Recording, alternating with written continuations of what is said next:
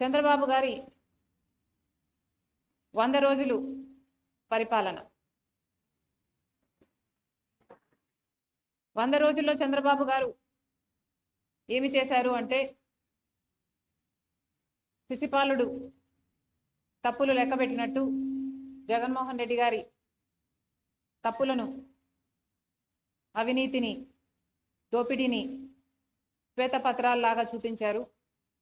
వైఎస్ఆర్ గారి పేరును ఎక్కడ వీలైతే అక్కడ తొలగించారు. వైఎస్ఆర్ గారి విగ్రహాలను ధ్వంసం చేశారు. మరి చంద్రబాబు గారు హామీల విషయంలో ఏం చేశారు అంటే సున్నా అనే చెప్పాలి. కూటమి సర్కార్ ఈ 100 రోజుల పరిపాలన ఎలా ఉంది అని చూసుకుంటే 100కి 0 అనే చెప్పాలి. ఎందుకంటే వాళ్ళు అత్యధికంగా బ్యాంక్ చేసిన వాగ్దానాలు సూపర్ 6, చంద్రబాబు గారి సూపర్ 6. చంద్రబాబు గారు చెప్పిన మాట, 100 రోజుల్లో మేము రాష్ట్రాన్ని గాడిలో పెడతాము, 100 రోజుల్లో మేము పక్కా యాక్షన్ ప్లాన్ రూపొందిస్తాము, 100 రోజుల్లోనే మేము అద్భుతాలు చేస్తామని చెప్పిన చంద్రబాబు గారు 100 రోజులు దాటిపోయినా కూడా ఇప్పటి వరకు సూపర్ 6లో ఒక్క వాగ్దానం కూడా ఇంతవరకు అమలు కాలేదు. ఎందుకు సార్ అని అడుగుతున్నాం. మోడీ గారి డైరెక్షన్లో చంద్రబాబు గారి 100 రోజుల సినిమా అట్టర్ ఫ్లాప్.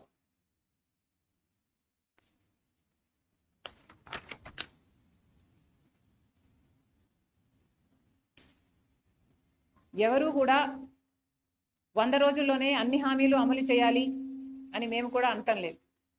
కానీ ఒక మోసపూరిత ప్రభుత్వాన్ని దించి ఇంకో ప్రభుత్వాన్ని ప్రజలు ఎన్నుకున్నప్పుడు ఆ కొత్త ప్రభుత్వము వాళ్ళ పక్షాన నిలబడుతుందని ఎంతో ఆశగా ఓట్లేసినప్పుడు కనీసం మీరు ఇచ్చిన వాగ్దానాలలో ఒక్కటి కూడా నిలబెట్టుకోకపోవడం వెరీ డిసప్పాయింటింగ్. చంద్రబాబు గారి సూపర్ 6లో మొట్టమొదటిది రైతులకి 20,000 రూపాయలు ప్రతి ఏడాది ఇస్తామన్నారు. అన్నదాత సుఖీభవ అనుకుంటా దాని పేరు. మరి ఎంతో మంది రైతులు, కనీసం 50 లక్షల కుటుంబాలు ఈ పథకం కోసం ఇంకా ఎదురు చూస్తూనే ఉన్నారు. ఇటీవల వరదలు కూడా వచ్చాయి. చంద్రబాబు గారు చెప్పిన విషయం, 7 లక్షల ఎకరాలలో నష్టం వాటిల్లింది, వాళ్ళందరికీ నష్టపరిహారం ఇస్తానన్నాడు. 17వ తేదీ లోపల అది విడుదల కూడా చేస్తానన్నాడు. ఆ 17 కాస్త దాటిపోయింది. ఇంతవరకు ఆ నష్టపరిహారమే ఇంకా ఇవ్వలేదు. ఇక సూపర్ 6లో చెప్పిన రైతులకి 20,000 రూపాయలు చంద్రబాబు గారు ఎప్పుడు ఇస్తారో ఇంతవరకు రైతులంతా ఎదురు చూస్తూనే ఉన్నారు. ఇది కాకుండా 20 లక్షల ఉద్యోగాలు ఇస్తామన్నాడు చంద్రబాబు గారు. 20 లక్షల ఉద్యోగాలు ఇవ్వలేకపోతే 3,000 రూపాయలు నిరుద్యోగ భృతి ఇస్తానన్నాడు చంద్రబాబు గారు. 20 లక్షల ఉద్యోగాలు 4 లక్షల చొప్పున 5 సంవత్సరాలలో పూర్తి చేస్తానన్నాడు చంద్రబాబు గారు. అంటే ఈ సంవత్సరం 4 లక్షల ఉద్యోగాలు చూపించాల్సింది చంద్రబాబు గారు. కానీ ఇచ్చింది 16,000 ఉద్యోగాలకు మాత్రమే. మిగతా ఉద్యోగాలు ఎలా ఇస్తున్నారు, దాని ప్రణాళిక ఏమిటి, కోచింగ్ల కోసం తయారయ్యే బిడ్డలు ఎంతోమంది ఉన్నారు, లక్షలలో ఈ బిడ్డలంతా ఎదురు చూస్తున్నారు వాళ్ళకు ఉద్యోగాలు వస్తాయి అని.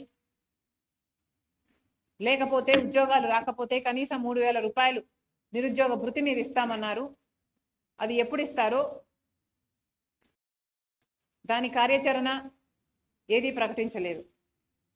మీరు గత టర్మ్ తీసుకున్న 2014లో చంద్రబాబు గారు ముఖ్యమంత్రి అయినప్పుడు 2,000 రూపాయలు నిరుద్యోగ భృతి అని అప్పుడు కూడా చెప్పారు. కానీ అది గాలి కొట్టుకోపోయి ఈసారి కూడా నిరుద్యోగ భృతి 3,000 రూపాయలని మీరు మేనిఫెస్టోలో చెప్పారు. ఇది కూడా కొట్టుకుపోతుందో ఏమో అని మా ఆందోళన. ఇది కాకుండా తల్లికి వందనం అంతేనా, తల్లికి వందనం అనే స్కీమ్ కింద ప్రతి బిడ్డకు, తల్లికి ఎంతమంది బిడ్డలు ఉంటే అంతమంది బిడ్డలకు, చంద్రబాబు గారి మాటల్లో చెప్పాలంటే ఒకరైతే ఒకరికి, ఇద్దరైతే ఇద్దరికి, ముగ్గురైతే ముగ్గురికి, నలుగురైతే ఏకంగా 60,000 రూపాయలు అని చెప్పారు చంద్రబాబు గారు. మరి తల్లికి వందనం పథకం ఏమైంది? తల్లికి బిడ్డలకి పంగనామాలు పెట్టే కార్యక్రమం ఏమైనా చేస్తున్నారా? స్కూల్ ఫీజులు కట్టుకునే సమయం అయిపోయింది. మరి ఎప్పుడు చంద్రబాబు గారు దీన్ని అమలు చేస్తారో కళ్ళలో ఒత్తులేసుకొని బిడ్డలు తల్లులు ఎదురు చూస్తున్నారు. ఈ పథకం కూడా అమలు కాలేదు. ఇక ప్రతి మహిళకు 18 సంవత్సరాల నుంచి ఇంకొక పథకం, ఇది 4th మహాశక్తి పథకం కింద చంద్రబాబు గారు ప్రతి మహిళకు ప్రతి నెల, ప్రతి మహిళకు అంటే 18 సంవత్సరాల నుంచి 59 సంవత్సరాల వరకు ఈ ఏజ్ గ్రూప్లలో ఉన్న వాళ్ళకి 1,500 రూపాయలు ప్రతి నెల ఇస్తానన్నాడు చంద్రబాబు గారు. ఇది చాలా హెవీ బడ్జెట్ స్కీమ్. ఇంత 1000 కోట్లో 1,500 కోట్లో ప్రతి నెల ఖర్చు అయ్యే స్కీమ్. ఇంత పెద్ద వాగ్దానం చంద్రబాబు గారు చాలా సులువుగా ఇచ్చారు. మరి ఇది అమలు చేసే చిత్తశుద్ధి చంద్రబాబు గారికి ఉందా లేదా, ఆ ఉద్దేశమైనా ఉందా? చంద్రబాబు గారు స్పష్టం చేయాలి. ప్రతి మహిళని నేను ఒక శక్తిగా చేస్తాను అని పెద్ద పెద్ద మాటలు చెప్పారు చంద్రబాబు గారు. ప్రతి మహిళకి 1,500 ఇస్తే ఆ మహిళకి భరోసా ఉంటుంది అని చెప్పిన వారు చంద్రబాబు గారు. మరి ఆ మహిళల గురించి ఆలోచన చేయాలని కాంగ్రెస్ పార్టీ డిమాండ్. ఇంకొకటి, సంవత్సరానికి 3 సిలిండర్లు ఉచితం అన్నారు. ఇప్పుడేమో దీపావళి అంటున్నారు. మొన్న కూడా ఇలాగే ఇంకొక పథకం, బస్సు ఉచితం అన్న పథకం ఇండిపెండెన్స్ డేకి అన్నారు. ఇండిపెండెన్స్ డే దాటే పోయింది. ఇంకా పక్క రాష్ట్రం తెలంగాణలో, కర్ణాటకలో వాగ్దానం చేసింది కాంగ్రెస్ పార్టీ. ఉచిత బస్సు వాగ్దానం నిలబెట్టుకుంది.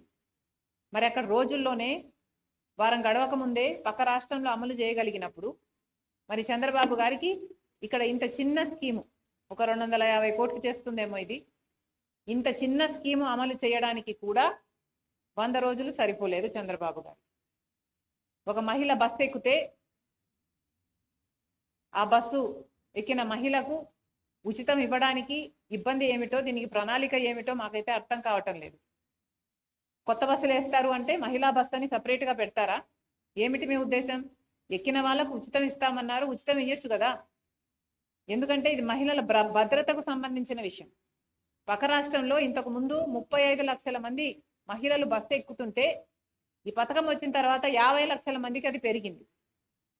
అంటే ఎంత మహిళలు వాళ్ళ భద్రత ఉంది కాబట్టే ఈ మార్గాన్ని ఎంచుకుంటున్నారు అంటే ప్రభుత్వం ఆలోచన చేయాలి. ఇది మంచి పథకం కాదు కాబట్టే మహిళల కోసం కాంగ్రెస్ పార్టీ డిమాండ్ చేస్తున్నాం. ఈ మధ్య చంద్రబాబు గారు చెప్తున్న విషయం, ఏ పథకం అమలు కాలేదు అని చెప్పినా కూడా చంద్రబాబు గారు డబ్బులు లేవు, రాష్ట్రం పరిస్థితి బాగోలేదు అని తరచూ వింటున్నాం. కానీ చంద్రబాబు గారు, మీకు తెలుసు రాష్ట్రం పరిస్థితి, ఎన్నికలప్పుడే మీకు తెలుసు 11 లక్షల కోట్ల రూపాయలు మన రాష్ట్రానికి అప్పులు ఆ రోజే ఉన్నాయని మీకు తెలుసు. అయినా మీరు గాడిలో పెడతామన్నారు, మీరు అమలు చేస్తామన్నారు. మీకు అన్నీ తెలిసి వాగ్దానాలు ఇచ్చారు కాబట్టి మీ వాగ్దానాల కోసం అవి ఫుల్ఫిల్ చేస్తారని ప్రజలందరూ ఎదురు చూస్తున్నారు. నిన్న చంద్రబాబు గారు ఒక మీటింగ్ పెట్టారట ఎమ్మెల్యేలతో.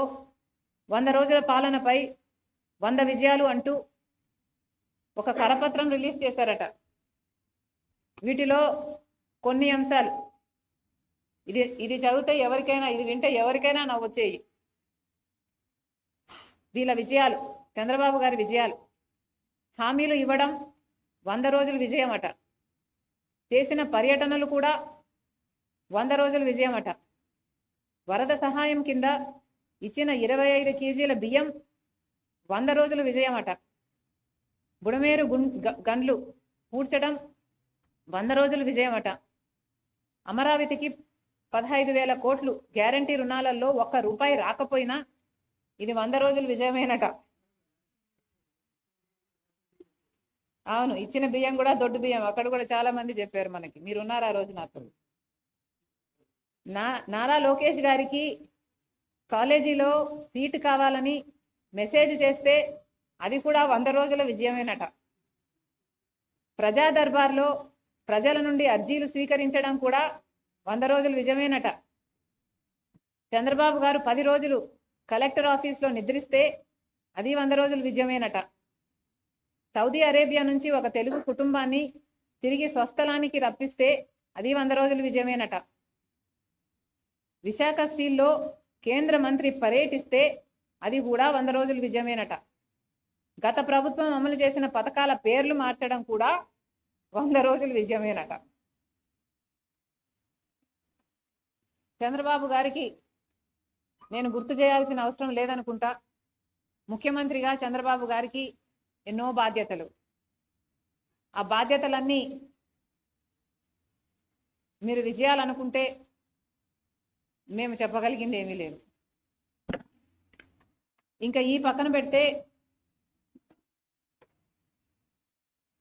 ఇంకా చాలా అంశాలు ఉన్నాయి మన రాష్ట్రానికి సంబంధించి. ప్రత్యేక హోదా అని మోడీ గారు మనకు మాటిచ్చారు. 10 సంవత్సరాల ప్రత్యేక హోదా ఇస్తానని 10 సంవత్సరాలు అయింది మనకు మాటిచ్చి. చంద్రబాబు గారు అదే బీజేపీ పార్టీతో కూటమి కట్టారు. 10 సంవత్సరాల నుంచి మనకు మోసం చేస్తున్న అదే బీజేపీ పార్టీతో చంద్రబాబు గారు మళ్ళీ అలయన్స్ పెట్టుకొని అధికారంలోకి వచ్చారు. మరి చంద్రబాబు గారు మన రాష్ట్రం గురించి, మన రాష్ట్రానికి రావాల్సిన హక్కుల గురించి ఏం చేస్తున్నారో 100 రోజుల విజయాలలో అది కూడా ప్రకటించుంటే బాగుండేది. ఇక పోలవరం దాని ప్రాజెక్ట్ కాస్టే 30,000 కోట్లు అయితే కేంద్రం 12,000 కోట్లు ఇస్తుందట. అది ఫేజుల వారీగా ఇస్తుందట. అది ఎప్పుడు పూర్తవుతుందో, పక్క రాష్ట్రంతో ఉన్న గొడవలు, ఒరిస్సా కానీ ఛత్తీస్గఢ్ కానీ, అక్కడ బీజేపీ ప్రభుత్వమే అధికారంలో ఉంది. వాళ్ళతో మాట్లాడుకోవడం అయితేనేమి, పోలవరం ప్రాజెక్ట్ అన్నది కేంద్ర ప్రభుత్వం పూర్తి చేసి మన చేతుల్లో పెట్టాలి అన్నది విభజన హక్కు. కాంగ్రెస్ పార్టీ మళ్ళీ డిమాండ్ చేస్తుంది. ఇలా 10 సంవత్సరాలు ప్రజలను మోసం చేసినట్టు మళ్ళీ ఇది 5 సంవత్సరాలు కూడా పోకుండా పోలవరం ప్రాజెక్టు కేంద్రం తీసుకొని కేంద్రమే పూర్తి చేసి మనకి ఇవ్వాలని, ఆంధ్ర రాష్ట్రం చేతుల్లో పెట్టాలని కాంగ్రెస్ పార్టీ డిమాండ్ చేస్తుంది. విశాఖపట్నం స్టీలు తీసుకుంటే ఇంతవరకు కూడా విశాఖపట్నం స్టీలు ప్రైవేట్ కాదు అన్న నమ్మకం ప్రజలకైతేనేమి, అక్కడ ఎంప్లాయీస్కి అయితేనేమి ఇంతవరకు కలిగించలేకపోయింది చంద్రబాబు గారి కూటమి ప్రభుత్వం. వైజాగ్ స్టీల్కు సంబంధించి వాళ్ళకు ఆర్థికంగా చాలా ఇబ్బందులు ఉన్నాయి. జీతాలు ఇచ్చుకోవాలంటే కూడా సహాయం చేసే వాళ్ళు లేరు. జీతాలు ఇచ్చుకోవాలంటే కూడా మీ ల్యాండ్ ఉంది, మీరు అమ్ముకొని చేసుకోండి అంటున్నారు. ఎవరి కళ్ళైనా ఆ ల్యాండ్ మీదనే ఉన్నాయి. దాన్ని ప్రైవేటైజ్ చేస్తేనే బీజేపీకి నిద్ర పట్టేటట్టుంది. ఇలా వ్యవహరిస్తున్నారు. వైజాగ్ స్టీల్కు సంబంధించి చంద్రబాబు గారు క్లారిఫికేషన్ ఇవ్వాలి. వైజాగ్ స్టీల్కి captive mine Congress party demand చేస్తుంది. ఇది చాలా ముఖ్యమైన అంశం. రాజశేఖర రెడ్డి గారు ముఖ్యమంత్రిగా ఉన్నప్పుడు అనంతపురం జిల్లాలో ట్రైపార్టీ అగ్రిమెంట్ కూడా జరిగింది క్యాప్టివ్ మైన్స్ కోసం వైజాగ్ స్టీల్కి. కానీ ఇప్పటి వరకు దాని తర్వాత ఎవరు దాని మీద పని చేయలేదు. మళ్ళీ గుర్తు చేస్తున్నాం, క్యాప్టివ్ స్టీల్ అన్నది వైజాగ్ స్టీల్కి చాలా అవసరం. ప్రైవేటైజ్ కావడానికి కాంగ్రెస్ పార్టీ ఒప్పుకోదు. ఇంకా మిగతా విషయాలు కూడా చాలా ఉన్నాయి. Medical colleges